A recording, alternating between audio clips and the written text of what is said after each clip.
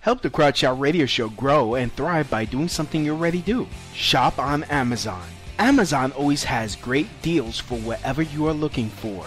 From survivalists and riot gear to beanie babies. Next time you're going to shop at Amazon, use my link. The prices stay the same, but I get credit for the sale. Just go to tinyurl.com/LouisB and just shop normally, knowing that you're helping support the Crotch Shot Radio Show. That's tinyurl.com/LouisB. Warning. This show contains mature content. Listener discretion is advised. Are you ready to get your mind blown? One angry New York City Puerto Rican decided to start a radio show, determined to piss the world off by shoving a mirror in front of society's face. He kicked them in the balls. What are you? Who are you? This is the Crotch Shot Radio Show. Crotch Shot Radio Show. This is not a test. This is a broadcast transmission. We're going to stay on the air. And now, Louis B.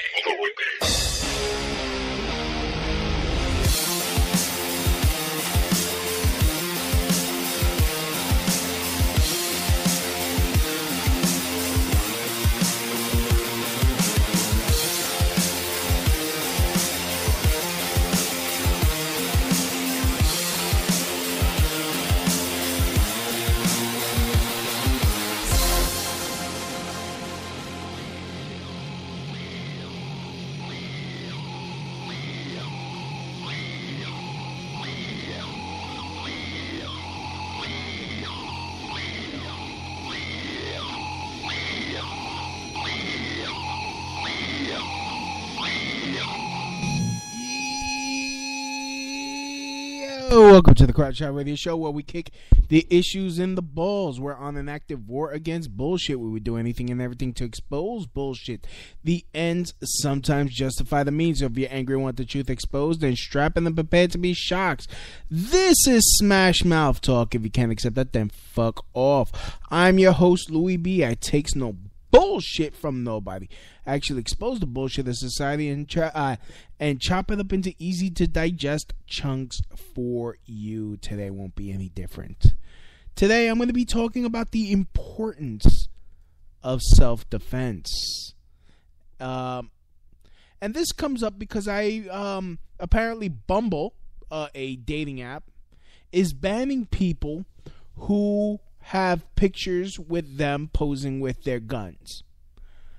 I am going to admit, in a dating app, it's kind of douchey. It is douchey. But it's equally as douchey to virtual signal and say, we're going to ban guns. First of all, what if a person's a hunter? Or what if a person is just showing, hey, I have training that can protect you. They are giving a leeway to people who are in the military or a military uniform or law enforcement uniforms. Then they're allowed to keep their guns. What I want to speak about is this whole attitude towards guns. This whole attitude that we don't need firearms as citizens. And the reason why I bring this up is because when I posted the screenshots from Bumble to my Instagram, I'm like, I put the caption, seriously, you people are going to fuck us out of our rights. Because a point that's been made, and it's a valid argument. It is a valid argument that, again, the left does not have a valid comeback for. All they do is the lazy, oh, that's ridiculous. Well, how's it ridiculous? It's stupid. Well, how's it stupid? How am I wrong? Explain how I'm wrong. You just want to be a tough guy. Again, they do the whole ad hominem attacks instead of having an actual argument. I mean, it's really simple. So I mean, I'm just gonna go through some of the silliness of people who commented on here. And look, so okay. First person wrote, well, I mean, look, before I go into this, guns are a deterrent. You pray that you don't have to use one to hurt another human being. But there is this saying, you hope for peace, but you prepare for war. You don't know. We do not live in a utopia. And getting rid of all the weapons are not going to bring about a utopia, because you have a certain mindset nowadays, especially in people who are very low education, meaning they didn't finish school, they just gave up on their own mental development. These are people that are, perhaps very ghetto. And I don't mean color, because I know somebody, oh, you mean racist. No. And also you have people out there which they like to gloss over. They love to gloss over, who have mental issues that are not being diagnosed. In fact, I should really find that clip that I saw yesterday of a doctor. Apparently he had a godson who I'll find that clip and I'll play it for you. But you have people who have mental defects that are not being diagnosed, or just being treated, or being misdiagnosed, or given the wrong treatments for God knows what. I guess for the doctor's own the doctor's own ego. Like here's some actual fucking pills, instead of actually fixing the problem. Like, here's a Band-Aid. And that is another flaw with our society. No one wants to actually fix the problem. They just want to put a Band-Aid on it and hope for the best. They want someone to blame. They want something to blame instead of actually fixing the problem. And you know what? This goes for both sides. This goes for actually both sides.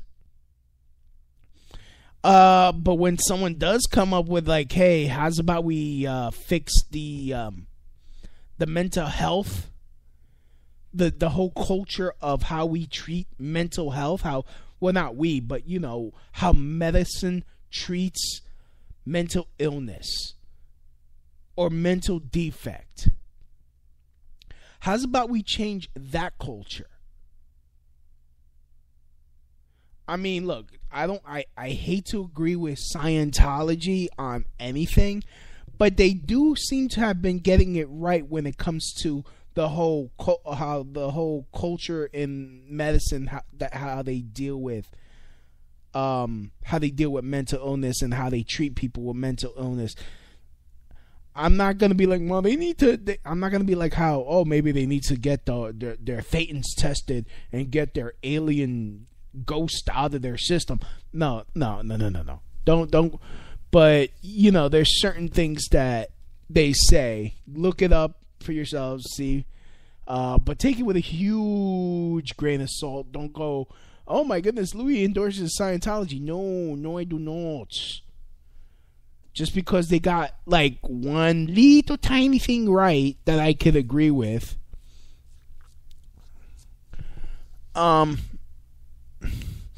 I mean, because really, if you start going with, and I'm going to get to the main point, I'm just, but if you really start digging deep and start trying to fix mental illness or try to actually treat it so that way we could prevent these people from wanting to shoot up a place. Because look, it isn't normal to want to go in and shoot up a place. Go into a place with unarmed people. Me, I've been pissed off enough. Not that I want to shoot anybody. I want to go in like that Chris Rock skit where, you know, you just go in there and start smacking the shit out of people.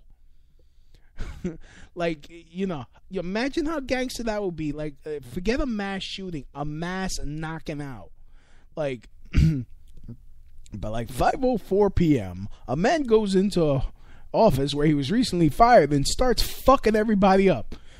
Jan, they're all alive, but they all got slept. They all got stolen. More at 11.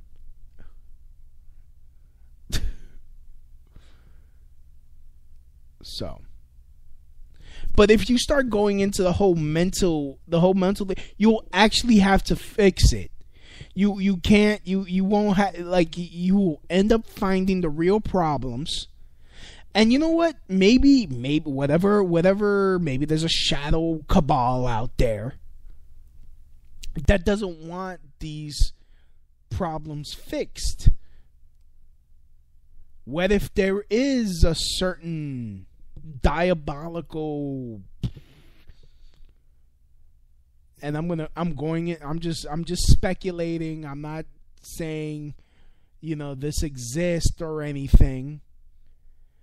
But what if there is a real diabolical problem that maybe it is external? Maybe it's something that's being done to society as a whole.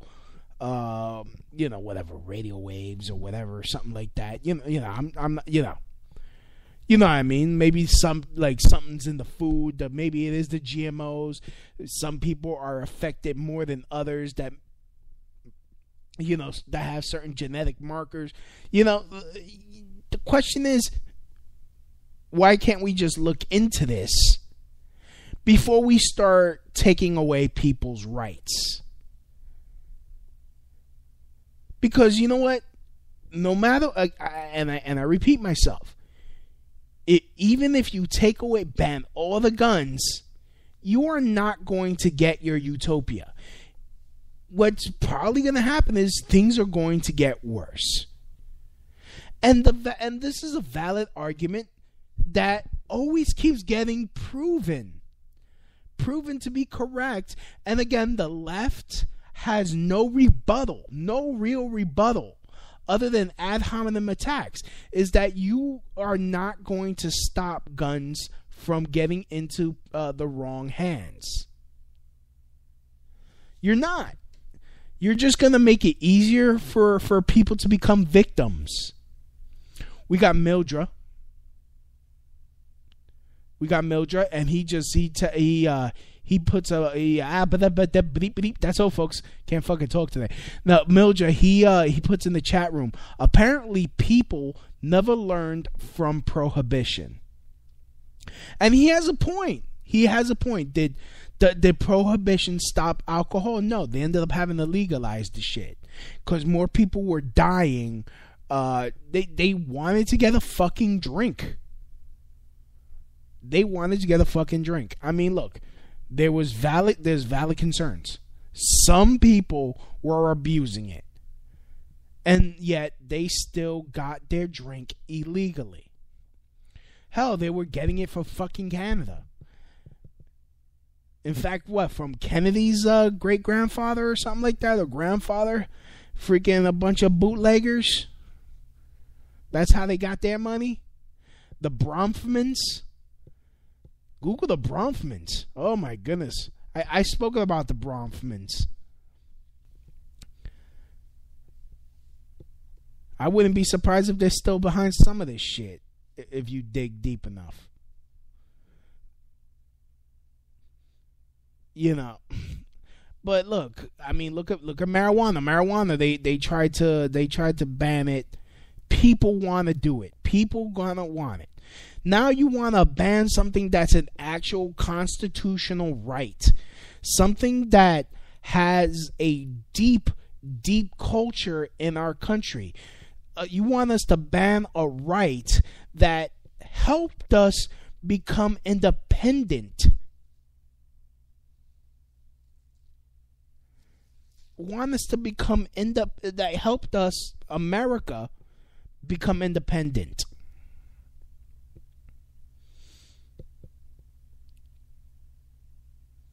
Mildred says banning never works. Banning never works. And I keep saying, and again, I'm saying you want to ban a constitutional right. Like, how's about we ban freedom? I mean, look, there's limits. There's limit to freedom of speech. You can't threaten to kill somebody. You can't plan to kill someone. That's called a conspiracy. Respect my conspiracy. It's a conspiracy.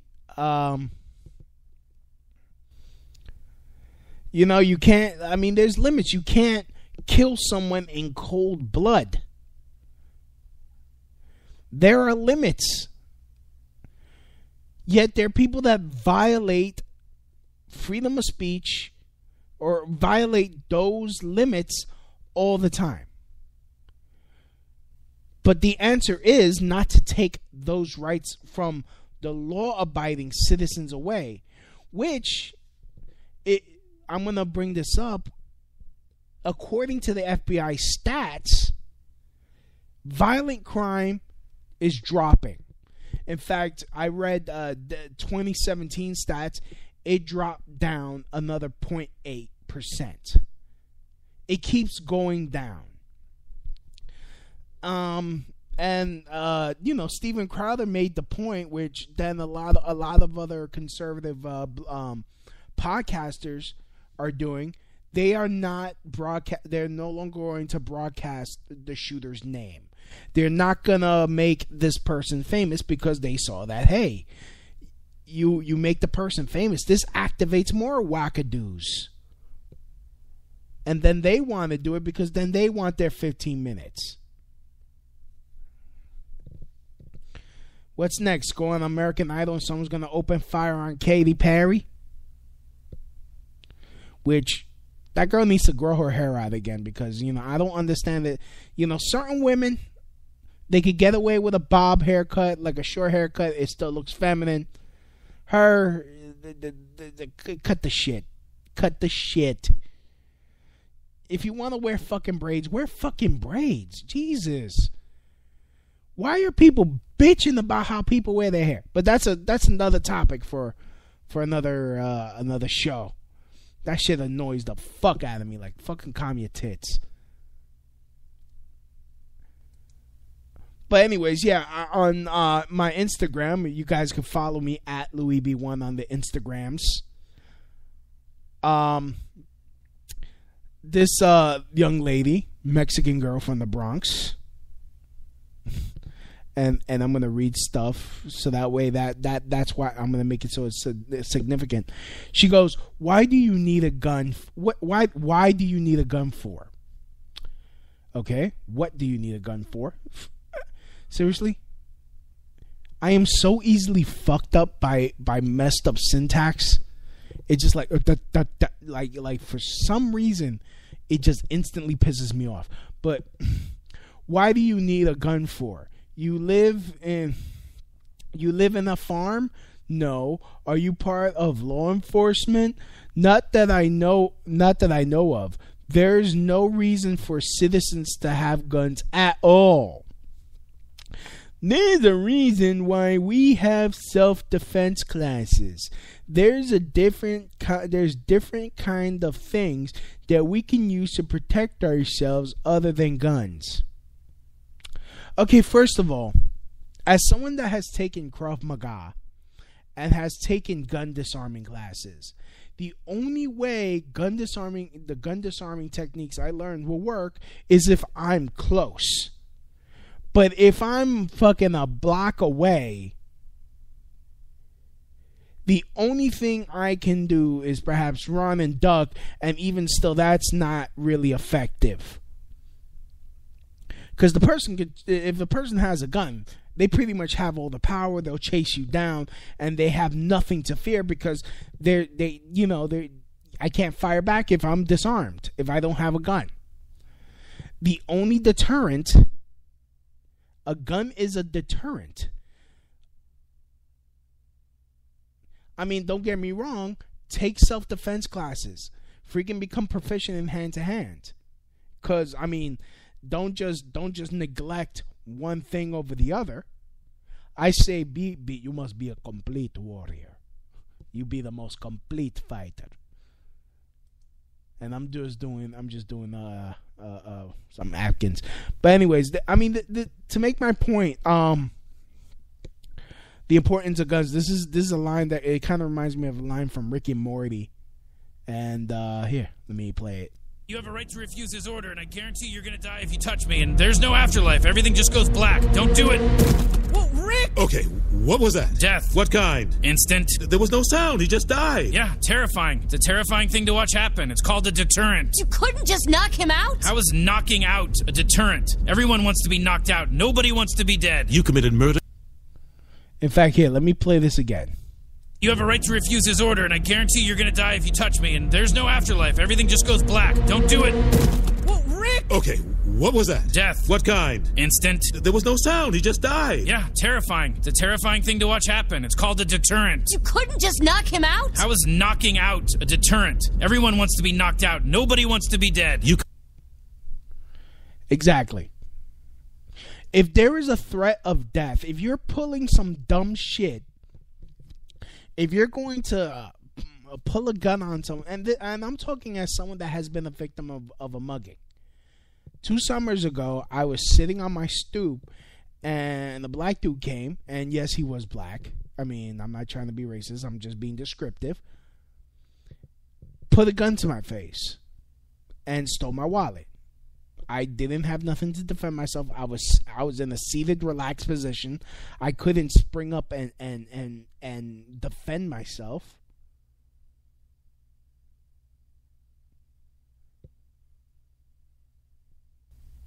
I'm in New York City, and the point I'm trying to make is, in New York has such strong gun laws that it's impossible for you to legally get a gun. It's impossible to legally get a gun. I mean, it takes the better part of a year, and you need to spend thousands and thousands of dollars, get a lawyer. Damn. Get a lawyer. You have to do so much in order to be able to get a license for a gun. Yet the criminals are still able to get them. And I know, like, when I first said this story, I had a whole bunch of, oh, yeah, I could have fucked them up. I could have did this. I could have, like, shut the fuck up.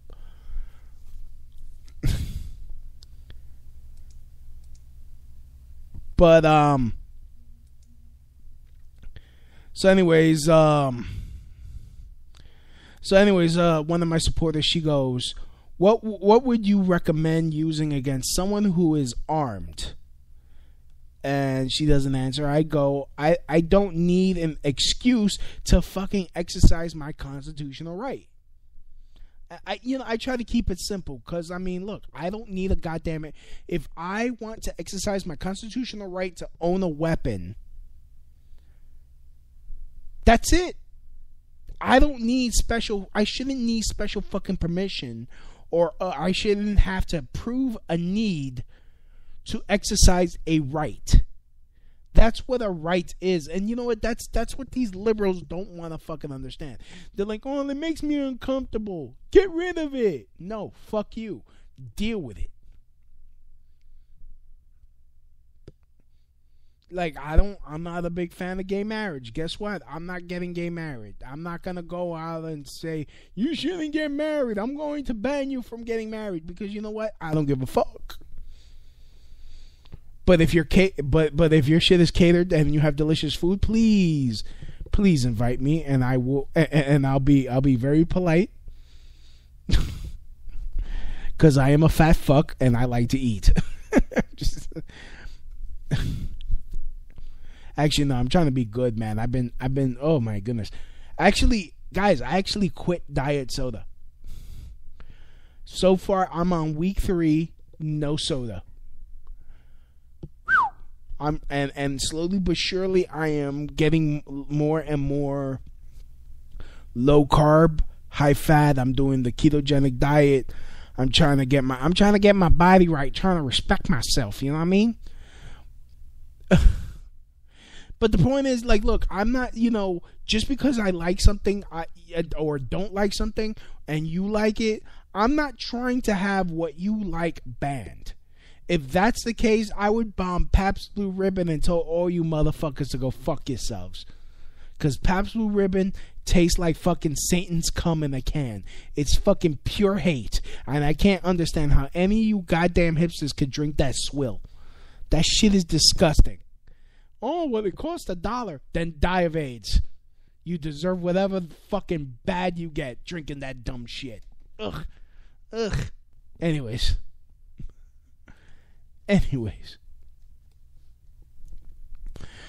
Going back to this.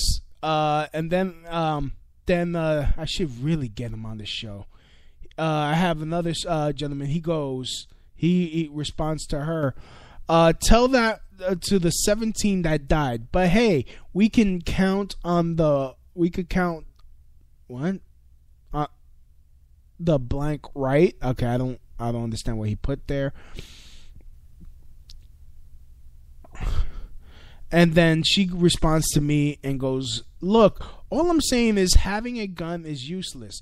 There's no reason for us to have one when we don't need it. And then she goes, and then another my supporter, she goes, responds to Julia, okay, so what would you recommend to be used against someone who is armed? And then I respond to Julia, second of all the martial arts won't help you against someone who is armed. Hand-to-hand combat is only good in close quarters, but as someone who was mugged at gunpoint, the motherfuckers keep their distance, and unless you have the reflexes of Black Panther, your best bet is to be armed yourself. Julia responds to another gentleman. She goes, I know we shouldn't count on the police, but you have to think of ways to protect yourselves other than guns. I'm not saying or agreeing with that we should arm teachers, because we shouldn't. We should have metal detectors, heavier background checks, things like that. Okay, first of all, there are background checks. How much heavier background checks do you need? The criminals don't go through background checks. They freaking get their guns illegally. There's already laws for people who have mental disease, people who have people who domestic violence, ex-cons. They can't get guns. But even though I kind of disagree, if you paid your debt to society, you should be able to get your right to defend yourself. But I go, she's Mexican. Well, she in her profile, she says she's Mexican. And is this getting boring? I don't know. Chat it up in the chat room, please. If you guys want to call in, the number is 927. Wait, is it? Do I got it on? 347-927-6824. That's 347-927-6824. Or you can call me on the Skypes. I have the Skype open. It's Crotch Shot Radio. If you want to contact me via Skype. And then I'm just going through this timeline because, it's just ridiculous. And I go, you are not an American. You wouldn't understand, even though you should, with the cartels over there, because she's Mexican. Mexico has a very bad cartel problem, which, if the citizens were able to defend themselves, because they're killing people, hanging them from bridges and shit, cutting off people's heads and shit. I mean, there was a Mexican YouTuber that basically told one of the cartels to suck his dick. and they freaking cut his dick off and put it in his mouth for the disrespect. And this guy was just clowning.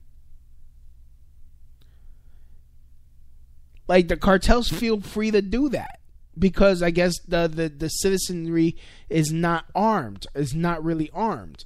But if there was a right to, if Mexicans had the right to carry or own weapons, they could fire back at the cartels. And you know what? When criminals realize if they fuck with people, less and less of them start going home. Like, more criminals get killed by normal citizens that it's too dangerous to try to fuck with a place. They tend to, like, criminals go to where it's easier. If a place is, if there's too much heat, and look, I've heard this saying, like, yo, you're bringing heat to the block. There's too much attention going on to the block, son. Gotta calm down. They don't want attention. They don't want to feel. They don't want to feel like they're in danger. They want to have the power. They want to have the power to freaking be able to go out and do whatever they want. They want to sell their illegal drugs. They want to kill people. They want to do that, and they feel like they're safe to do that because their government isn't doing anything to really stop them. I mean, it's a fucking joke. I mean, I truly believe that if the citizens were armed and they actually gave a fuck, and they got tired of if they got attacked by the cartels and shit, you know, it will get bloody for a little bit, but then it'll get better real fast if you start knocking out. I'm just saying. I mean, look. In fact, hold on. Let me. In fact, hold on. I remember, now that this comes to mind, Brazilians armed to fight cartels. Oh, okay. Brazil vigilantes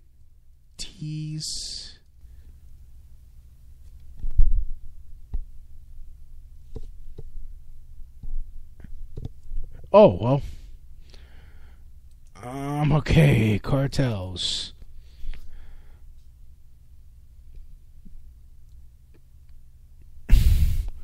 Oh, look, it's oh, wow, okay. All right, anti-cartel vigilantes. Oh, look, okay, look. Mexican vigilantes battle cartels. And this is this is from the Borgen report, BorgenProject.org. The cancerous effect of drug-related violence over the past 6 years has nearly stripped Mexico's resources to the bone.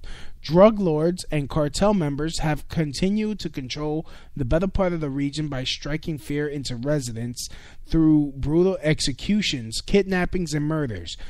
This has all but halted the local economy, and many business owners are afraid to open up shop out of fear of reprisal.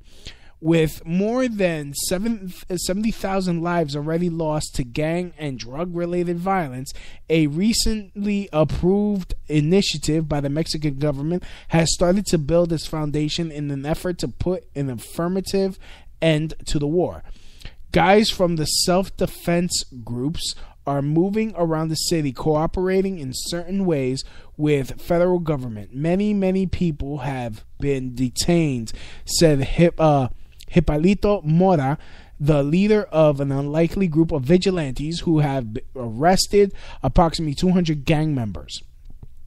These arrests come at the heels of recently passed initiative allowing self-defense movements to assimilate and work with federal forces to combat violence and gang activities. These quasi-military units have sprouted up around Michoacán. I can't. Ugh. I don't know. and have seen their membership grow into 20,000 strong. The agreement was formed between the leaders of the Mexican vigilantes, army, and police officers. President Eugene Peña Nieto's envoy to Michoacan, Alfredo Castillo, wearing white T-shirts as a symbol of identification. The Rural Defense Corps, as referenced by the government officials, recently breached the central square of fuck these names in Mexico, Apazingan, a stronghold of the command base for the Knights Templar drug cartel. That's an interesting name. Knights Templar drug cartel.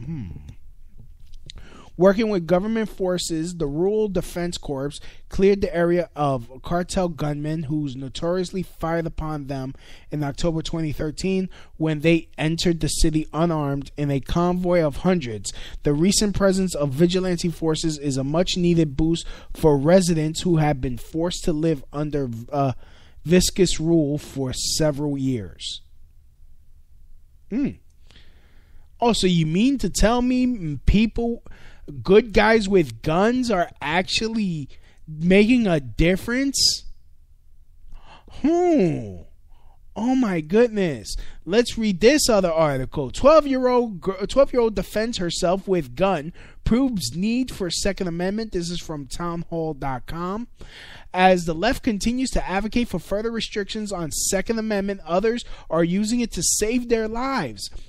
And this is from when was this posted? October 20th, 2012.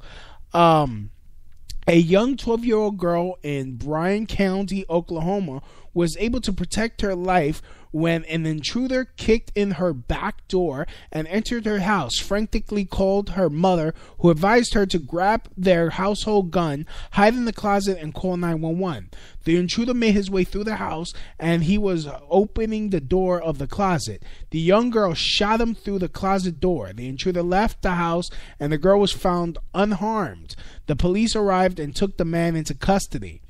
What would have happened had the girl not been armed? We can't be sure, but there are far too many stories of young girls being kidnapped, murdered, and raped.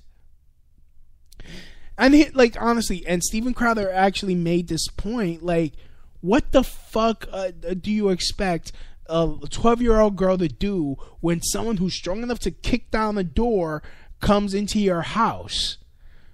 Like, so you're going to take away that girl's right to defend herself so she could die, like, what, in a moral way? Like, oh, well, at least she didn't use a gun. I mean, the criminal is perfectly safe. She doesn't need, but people don't need guns, right? People don't need, and she's in the Bronx. And this girl that's commenting on my Instagram, she's in the fucking Bronx. The Bronx is still one of the most dangerous parts of New York City. Aside from East New York, Brooklyn, the Bronx is still one of the most dangerous. In fact, you have dudes there that I mean, if you remember, there was an African gentleman who was selling purses on the sidewalk, trying to make an honest living to support his family. Some dude tries to steal a purse off his table. He tries to retrieve his property, gets severely knocked out and put in a coma. You have animals in this city that are not afraid. They're not afraid because they know that the likelihood that someone that has a weapon to defend themselves is rare. It is rare. But we don't need guns, because if we take away all the guns, even from the legal law-abiding citizens, we're going to get a utopia. Step 1, take away guns. Step 2. Step 3, profit. like come on.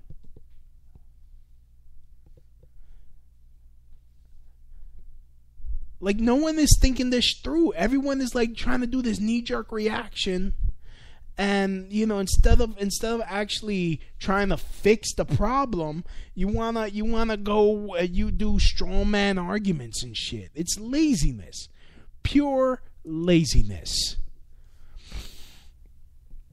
In fact, let me read another article. 17-year-old girl defends herself from intruder with dad's gun. Late night intruder meets 17-year-old girl ready with dad's gun. Kimber Woods, who was home alone, it was early Monday morning and she was asleep. The 17-year-old from Spokane County, Washington, awoke to the sound of someone breaking into her home. Before leaving, Kimber's parents had warned that there were suspected car thieves on the loose, which led Kimber to sleep with her dad's gun under her pillow.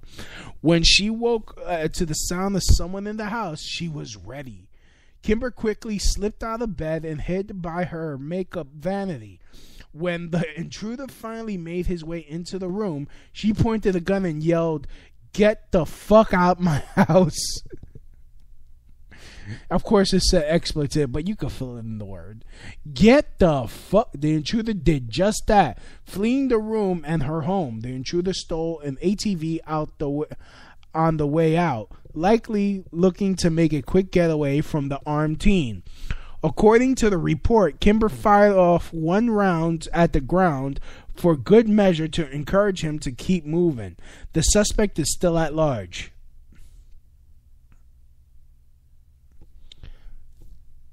So you want women to get raped. Basically, you wanted to let's really talk about this.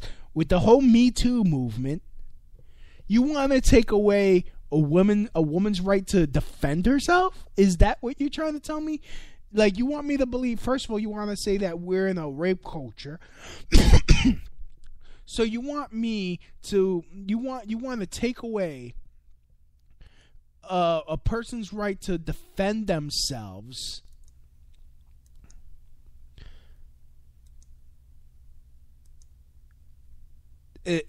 when you believe that you want to take away a woman's right to defend herself when we're in a alleged rape culture. You want to make it safer for rape is what I'm hearing. Is this the logic? I mean, that's basically what you're saying. You can make that correlation. You can. In fact, let's discuss something from my hometown, New York City. Something that happened here. In fact, I had this gentleman on my show, Joe Lozito. I've had him on my show. And he single-handedly stopped a serial killer while the police were hiding in the conductor's car, in the conductor's little office on the train.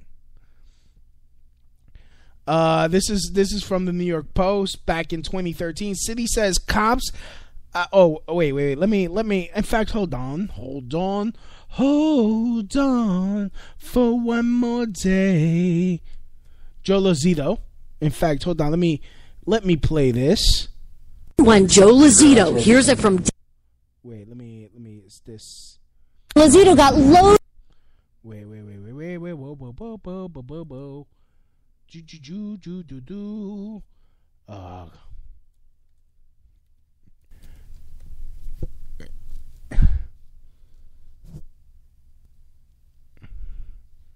Wait, boo. Okay, wait.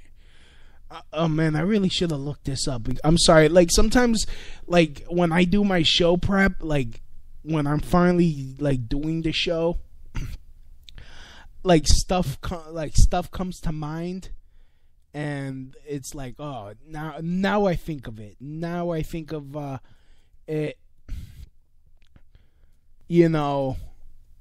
Man. Here it is.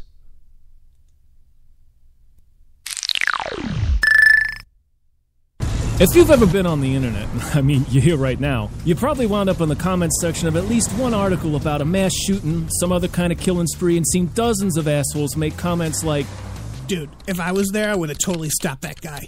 I totally know Kung Fu, and I just like knock the weapon out of his hand and then break his neck with a spin kick, and then my mom would finally love me. My name is Joe Lazito, and one day in 2011, my morning commute was interrupted by the tail end of a 28-hour-long stabbing spree. The reason that spree ended is because I stopped it, and I learned... Heroically say that... The stabber, Maxim Gelman, was already famous across the city. I didn't know any of that, though, because I'd gotten up too early to catch the paper. So when an obviously high person staggered crazily into the train, I just kind of figured morning in New York, you know?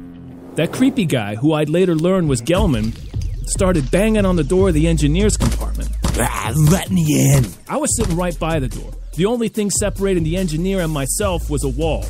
It turned out there were 2 cops on the other side of the door, lying in wait in case Gelman hopped on this train. I found out later they'd recognized him, but they didn't charge out to stop him. Instead, they asked him a polite question. Who are you? I'm the police. You're not the police. You'd expect 2 armed cops to, I don't know, maybe do something about a wanted fugitive spree killer that they were on the train specifically to arrest, but they stayed put. So Gelman walked up to me, whipped out an 8-inch knife, and told me, "You're going to die." Then he stabbed me. I was in the sort of situation every man thinks about at least twice a day. Suddenly thrust into a life-or-death situation that required me to become a badass. Unfortunately, I had no badass training. But I have watched a lot of MMA, and when he brought back his arm to stab me again, I decided to dive in for a single-leg takedown. It should have looked like this.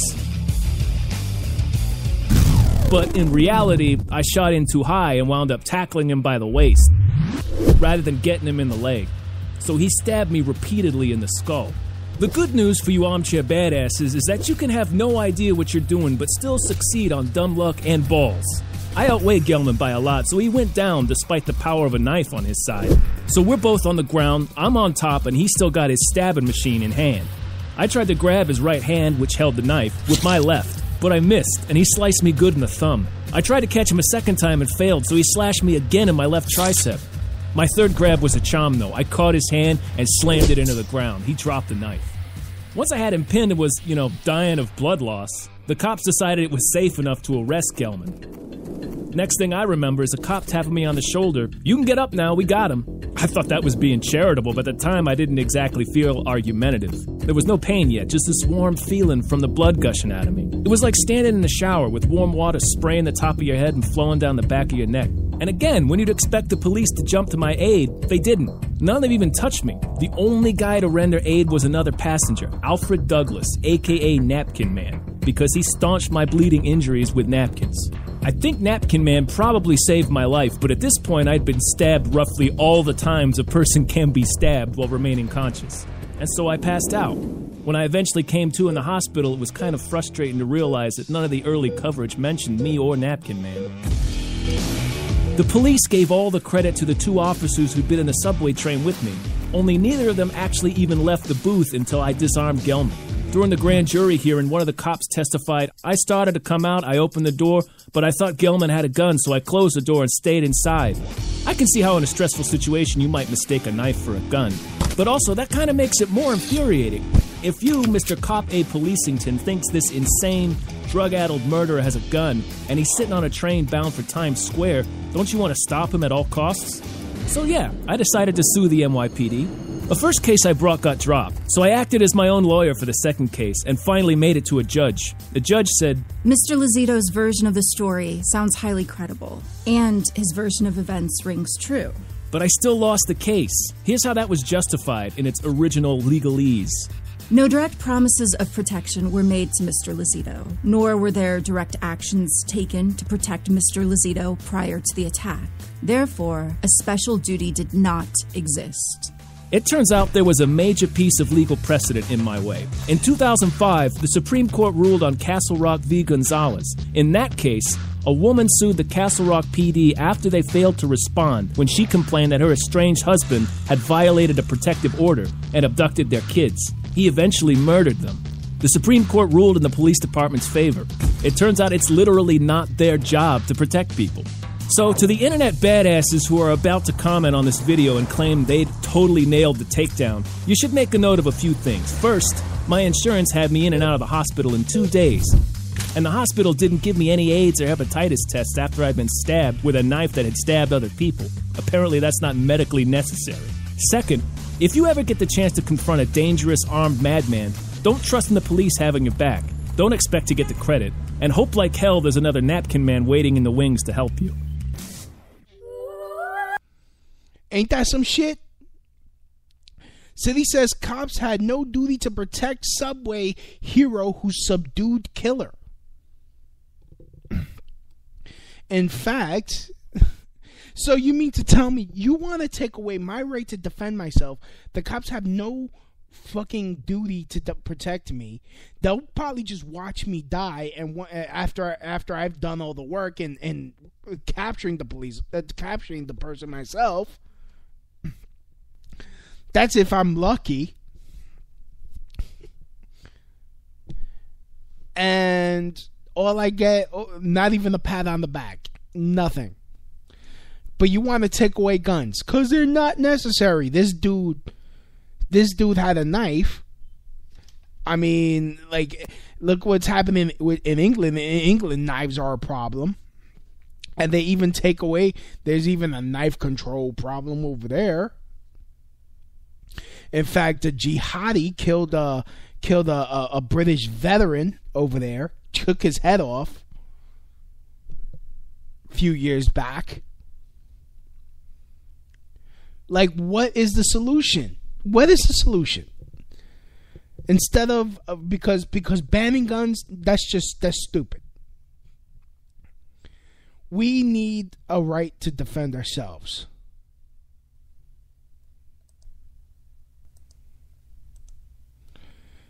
So,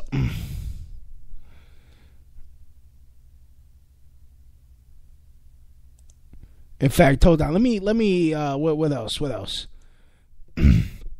This is from the New York Times, back in 2005. Well, it was already referenced in that video.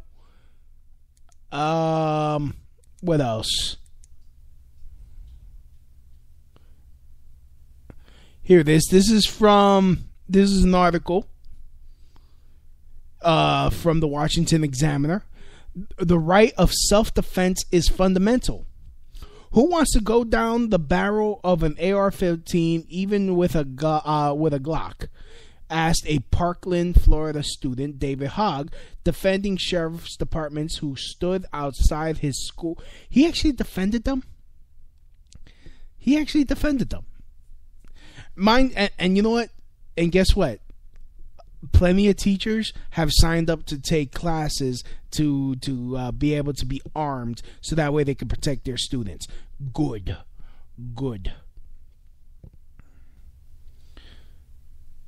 And it's a bad idea. Why is it a bad idea? David Hogg actually defended the cops for not coming in and doing their jobs and protect. So let's take out protect. It's more like oppress and enslave, like in like the Decepticon police car, Roadblock. What's his name?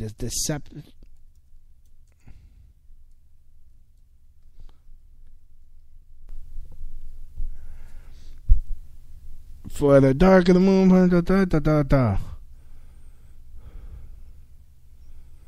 The police car Decepticon, a barricade. So you want it's more like to enslave and oppress. Fucking barricade. That's what the police are. And you know what? These same people don't trust the cops. They don't trust the cops yet. We can't defend ourselves. We got to rely on them to protect us, but they're not constitutionally obligated to protect us.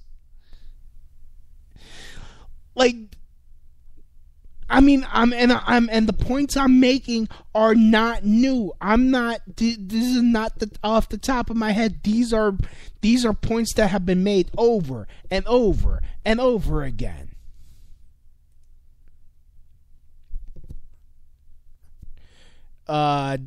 Demeter, she goes, cops are revenue collectors having highwaymen.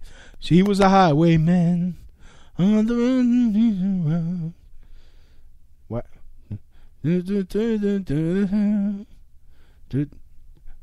Now I gotta fucking. Now I'm gonna have to listen to that song after the show. So, Hogg was mostly correct in his argument. No, he wasn't. But it doesn't prove what the gun controllers want to prove. The police do not have the duty to protect you or your children. Multiple Supreme Court rulings have found that the police have no constitutional duty to protect the vulnerable. States or cities may impose such a duty on their police force, but it's not a guarantee. This is a bedrock argument of many fierce defenders of the right to bear arms, because the state has no duty to protect you or your family. The state is in turn may not deny you to the right to protect yourself. As the country takes up an earnest debate over gun control and the Second Amendment, it's important to remember that a fundamental natural right is at play here. The right of self-defense. This is a God-given right. John Locke posted it at the most basic right. The Supreme Court has recognized it as a natural right. Even Christ at the Last Supper told his apostles to arm themselves.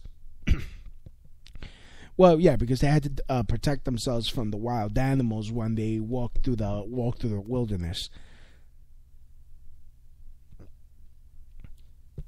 But yeah. It was for wild animals. Well, okay, but I'm just saying they still have the right to defend themselves.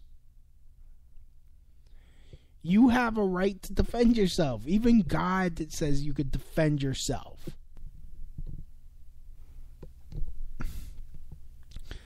In fact, let me see. Not like honestly. Again, I hate when this happens. I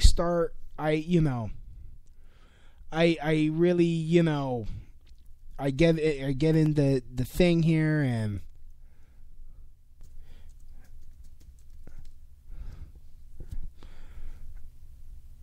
here it is. When is self-defense? In fact, hold on. Let me see if I can play this. The Bible's viewpoint. When is self-defense justified? A sudden noise awakens you in the middle of the night. You hear footsteps. Someone has broken into your home. With your heart beating like a hammer in your chest, you fearfully wonder what you should do next. This is a situation that anyone could face.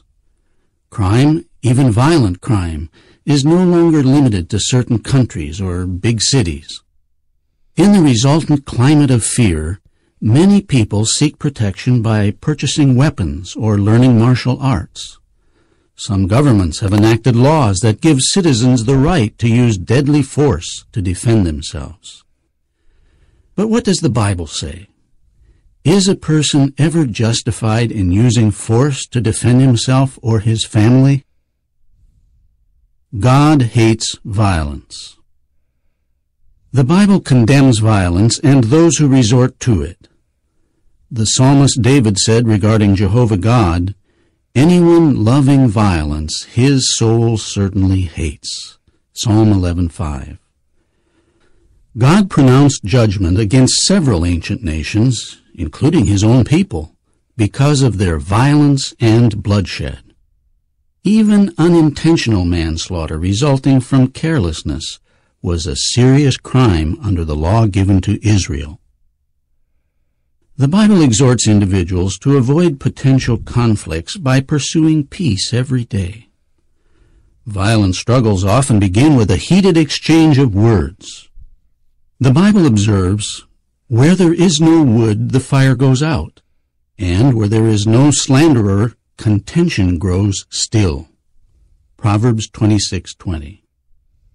Calmness often diffuses anger and deflects violent confrontation.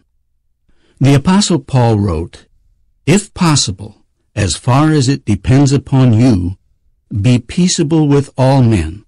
Romans 12:18. Okay, I'm trying to fast forward this. In the article, it says, what if a person's life is threatened by an assailant? A law that God gave to ancient Israel sheds light on this. If a thief was caught in the daytime and was killed, the assailant would be charged with murder. This was evident because thievery did not carry the death penalty, and the thief could have been identified and brought to justice. However, if an intruder was fatally struck at night, the householder could be exonerated because it would be difficult for him to see what the intruder was doing and to ascertain the intentions of the intruder. The householder would reasonably conclude that his family was under threat of harm and take defensive action. There you go.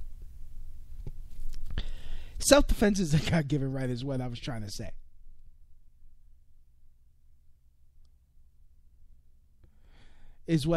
say. I'm sorry it went that long. Again, when I'm doing this show, like sometimes points pop in my head that I didn't even think about during show prep.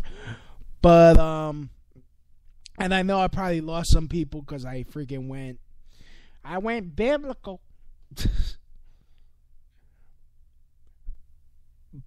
But again, it's like, it's a constitutional right. It's a God-given right. I mean, even still, there are limits. You can't just go willy-nilly. Oh, I feel threatened. Let's open fire. Like even in that podcast, you heard that there were limits to self-defense. If you could identify the person and you could see what they're doing, you can't just kill them because stealing was not a death penalty offense. There were limits. In civilized society, there are limits. You can't just willy-nilly. But if someone's trying to kill you, you could defend yourself. The fact that we have no constitutional right to police protection, we have a God-given and constitutional right to self-defense. The fact is, the criminals are still going to get the guns. They're still going to get the guns, and there's nothing you could do to stop it. So, wow, I've been doing this for, really, an hour already? I started at 8:30, didn't I? No, I started at 8 o'clock. Oh, yeah, that's right. I thought I started at 8:30. Okay, this topic, this time really goes fast. It really goes fast, especially with the amount of information I have.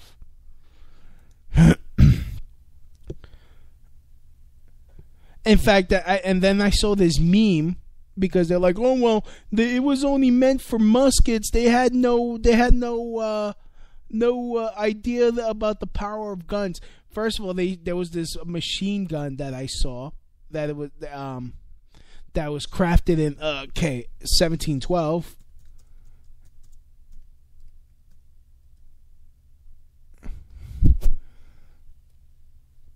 So wait.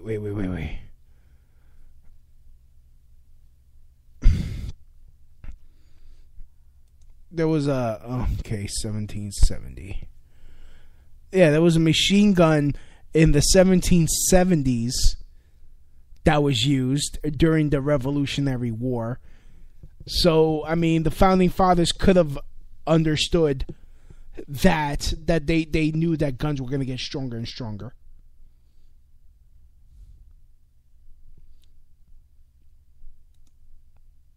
But it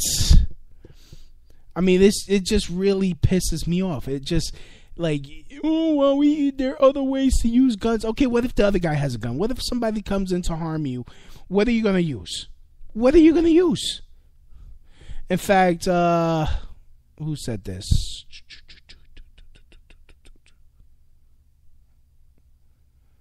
Like, I hate the snarky comments from the left. Don't really have an argument. You know, they again, ad hominem attacks. No, they have no answer for any of this. But anyways, look, you have a God-given right. You shouldn't have to lay down your life because someone doesn't feel like somebody else doesn't feel fucking safe with you to be able to, like, what's next? Like, okay, well, you take away the guns. Okay, what if I kill someone with a punch? Because that could happen too. Like, what's to happen in like, let's say somebody goes, like, one of these criminals, because criminals they don't care about the law. That's why they're criminals. Again, not a original freaking point, but it is a common point made that still no one freaking has an answer to. No one has a counter argument to. We take away the guns. There's no more guns. The criminals can't get the guns. Okay, they use a knife. Okay, we ban all the knives. You know, now people can't even cut their steaks anymore. You know, people got to use their teeth. You know, the freaking chefs have to pre-chew your food in order to cut the meat and stuff, and people get sick because, you know, you're pretty much eating food out of somebody else's mouth, and, you know, there's no more knives in America. Okay, we're punching each other out. What we're gonna do? Start cutting off people's arms because you're afraid that you can't trust people with their own hands? Then what? Then people are gonna start kicking each other to death. Then what? We're gonna start cutting off people's feet. We're gonna, when babies are born, we're gonna start delimbing them and shit, so that way they're not a danger to others because, you know, because some crazy people are gonna do whatever they can, and then what? Then people are just rolling. You know, you got crazy people rolling into others, rolling into other people, bashing into each other, biting and shit. What are you gonna do then? When does it end? When do you actually fix the problem? In fact, hold on. In fact, okay, 84,000, and this is the last one. This is the last thing I'm gonna post. This is oh wow, this is, I'm not gonna pay this whole thing. But wait. There was this Dr. Daniel Amen, a psychiatrist. I'm gonna play as much as I can. I'm not gonna play the full 15 minutes, but yeah. Which to him was not a good thing. 83,000 brain scan.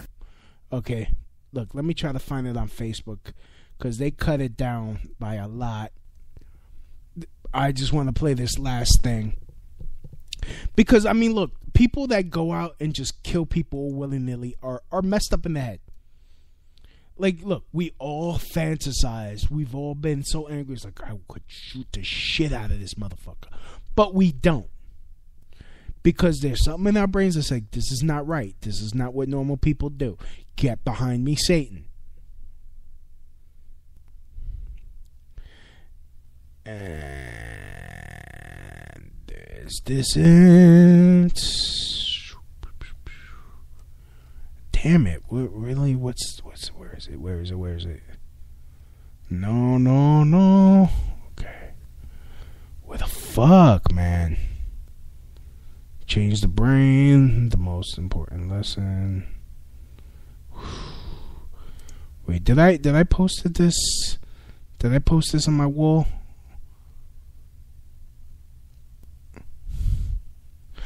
Yes I did. Yay! I got a call late one night in April 1995 that my 9-year-old godson, Andrew, who's also my nephew, attacks a little girl on the baseball field for no particular reason. And I'm on the phone with Sherry, my sister-in-law, going, "Excuse me?" She said, "Danny, he's different. He's mean. He never smiles anymore.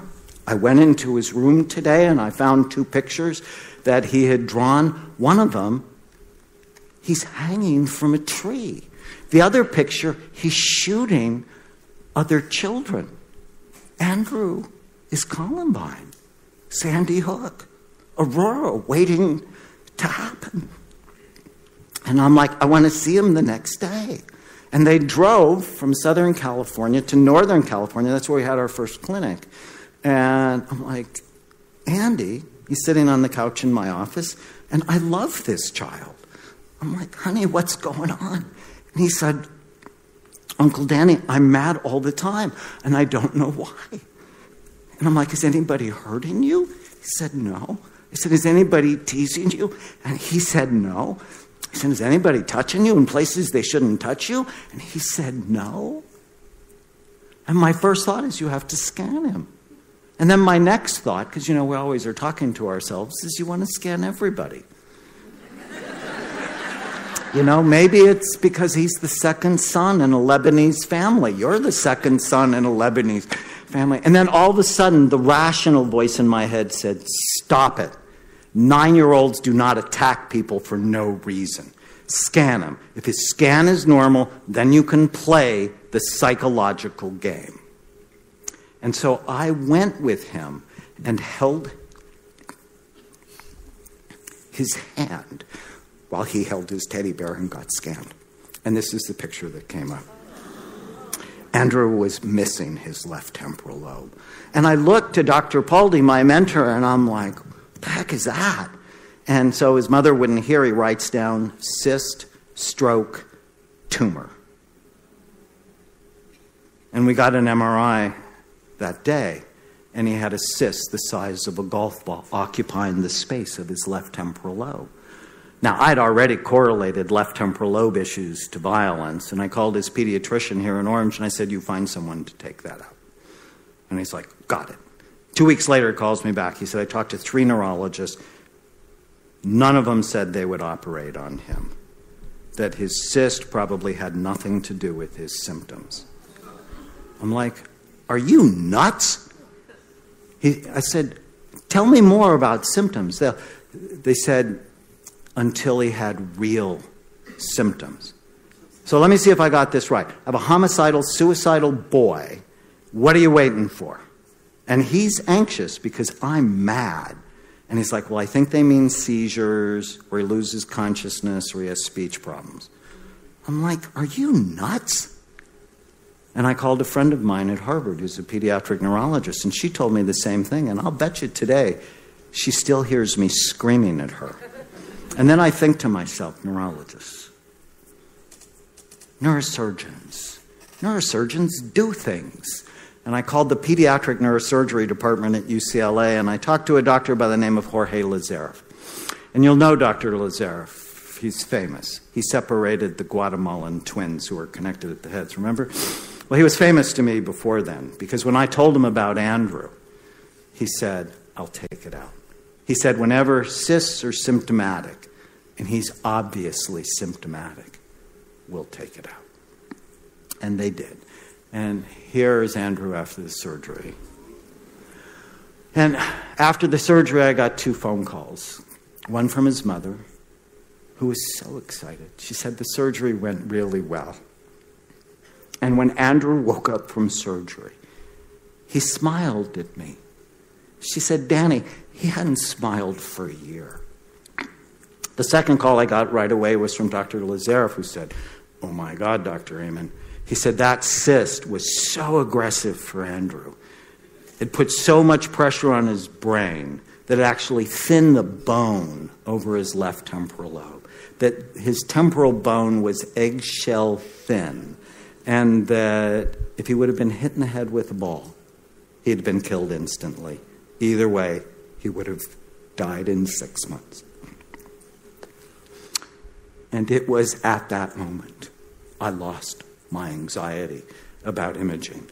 How do you know if you don't look?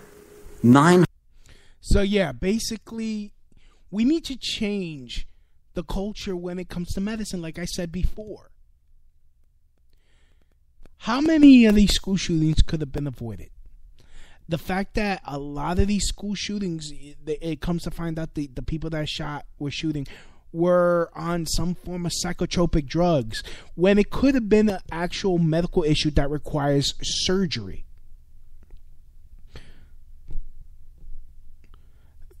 You know, I do believe that, I mean, when it comes to this, it's an ego problem that the psychiatrists don't want to pass it on and actually help somebody and actually fix this. We have a mental health problem. We have I mean, look, crime is dropping. According to the stats, it dropped even further. It's been, violent crime has been consistently dropping.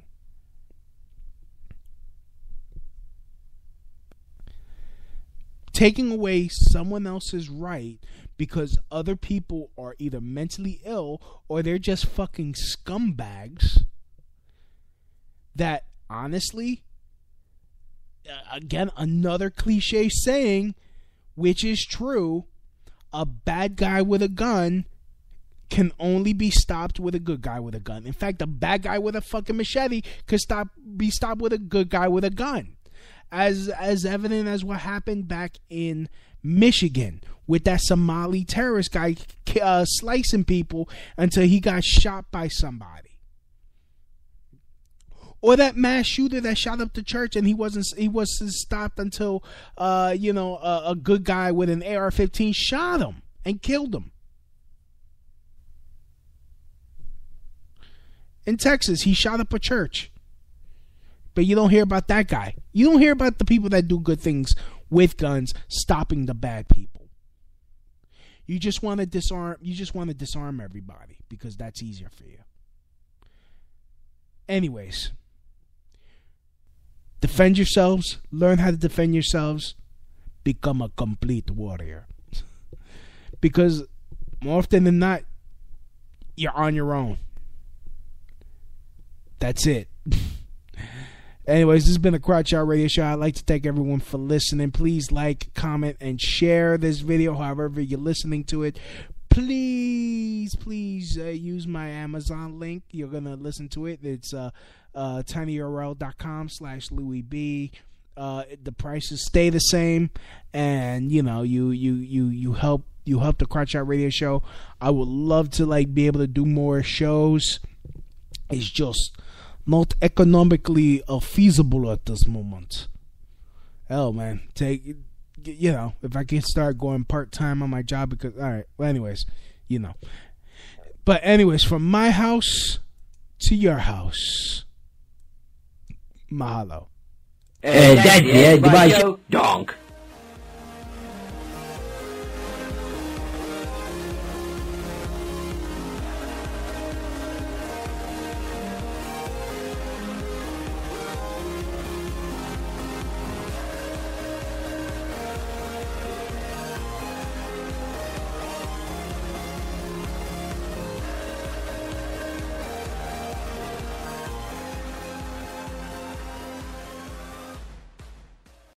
Help the Crotch Out Radio Show grow and thrive by doing something you already do. Shop on Amazon. Amazon always has great deals for whatever you are looking for. From survivalists and riot gear to Beanie Babies. Next time you're going to shop at Amazon, use my link. The prices stay the same, but I get credit for the sale. Just go to tinyurl.com/LouisB and just shop normally, knowing that you're helping support the Crotch Out Radio Show. That's tinyurl.com/LouisB.